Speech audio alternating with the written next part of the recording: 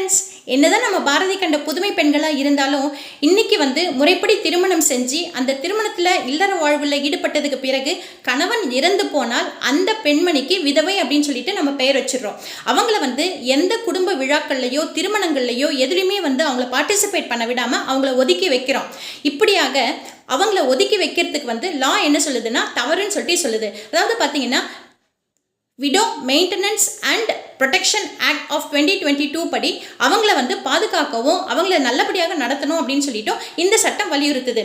ஒரு கட்டத்தில் கணவனை இழந்த அந்த பெண்மணி தன்னுடைய கணவர் வீட்டாரோடு இருக்கும்போதோ அல்லது தன்னுடைய தாய் வீட்டாரோடு இருக்கும்போதோ அவங்களுக்கு பாலியல் ரீதியாக உடல் ரீதியாக மன உளைச்சலை கொடுத்தாங்க அப்படின்னு சொன்னா அவங்களுக்கு டொமஸ்டிக் வயலன்ஸ் ஆக்ட் படி நிச்சயமாக தண்டனை இருக்குது. அதனால கணவனை இழந்த பெண்ணும் ஒரு சராசரி பெண்மணி தான். அவங்களுக்கு நாம் மரியாதை கொடுக்கணும் அப்படின்றத நம்ம ஞாபகத்தில் வச்சுப்போம் ஃப்ரெண்ட்ஸ். Bye friends.